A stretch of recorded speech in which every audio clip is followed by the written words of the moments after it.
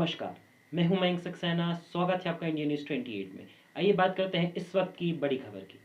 झारखंड के गुमला में नक्सली संगठन के नाम से लेवी मांगने वालों का हुआ पर्दाफाश। 2 गिरफ्तार।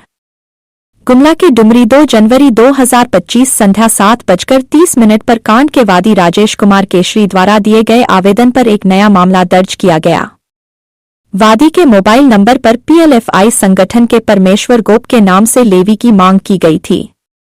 जब वादी ने लेवी देने से इनकार किया तो उसे जान से मारने की धमकी दी गई।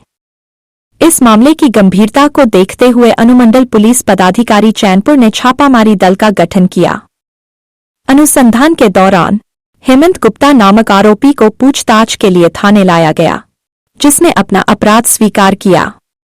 उसने बताया कि चैनपुर के धाना होटल से एक महिला का फोन चोरी किया था, जिसका सिम कार्ड उसने अवैध रूप से प्राप्त किया और महिला को फोन लौटा दिया, लेकिन सिम कार्ड अपने पास रख लिया।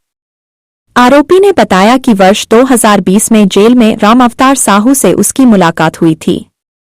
जेल से छूटने के बाद दोनों ने मिलकर डुमरी के व्यवसायी लोगों से लेवी वसूलने की योजना बनाई।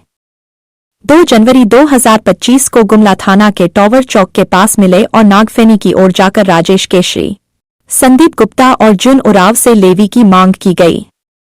गिरफ्तार अभियुक्तों में रामा अवतार साहू उर्फ रामा और हेमंत गुप्ता शामिल हैं। रामा अवतार साहू पूर्व में पहाड़ी चिता नक्सली संगठन का एरिया कमांडर रह चुका है तथा कई कांडों में सहभागिता का इतिहास रहा है। पुलिस ने इस मामले में एक एंड्रॉइड मोबाइल और दोनों आरोपियों के मोबाइल बरामद किए हैं।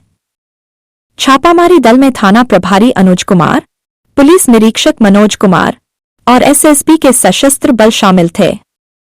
यह कार्रवाई नक्सली गतिविधियों के खिलाफ पुलिस की सख्त कार्रवाई का एक और उदाहरण है, जिससे यह स्पष्ट होता है कि पुलिस इस तरह के अपराधों को रोकने के लिए तत्पर है। डुमरी तहसील रिपोर्टर भरत साई की रिपोर्ट। राजेश कुमार केसरी, जो कि गैस एजेंसी के एक में काम करने वाले व्यापारी हैं, तो उनके आवेदन के आधार पर हमें ये सूचना मिलती है कि उनसे लेवी की मांग की गई है।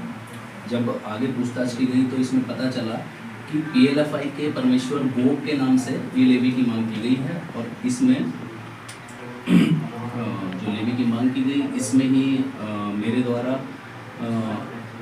डुमरी थाना प्रभारी अनुज कुमार के नेतृत्व में एक छापामारी दल का गठन किया गया और इसमें आगे हमें पता चलता है कि एक हेमंत गुप्ता नाम के व्यक्ति हैं जिसकी इसमें संलिप्तता है या जिसका इसमें भागीदारी हो सकती है।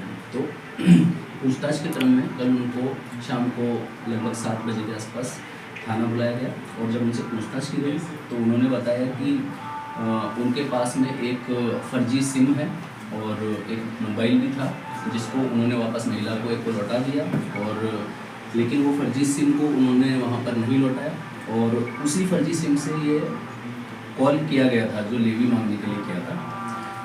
इसी क्रम में जब आगे हेमंत से बात की तो फिर वो बताते हैं कि एक पहाड़ी चीता नामक नक्सली ग्रुप है जिसका एक और व्यक्ति राम अवतार साहू, उसका भी इस मामले में संलिप्तता है और वो आगे बताता है कि राम अवतार साहू से उसकी मुलाकात किस तरीके से हुई।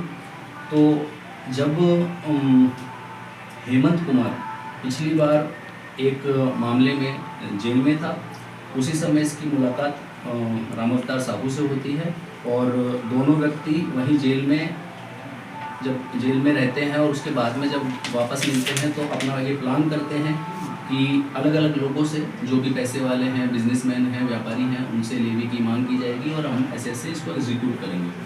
और इसी क्रम में डुमरी के राजेश केसरी जो इस मामले में जिन्होंने आवेदन दिया है और जिनके आवेदन पर ही एक प्राथमिकी दर्ज हुई है 1/2025, संदीप गुप्ता और जून उरांव, इन व्यापारियों और बैंक कर्मी अलग अलग प्रकार के व्यक्तियों से इन्होंने लेवी की मांग की है समय समय पर।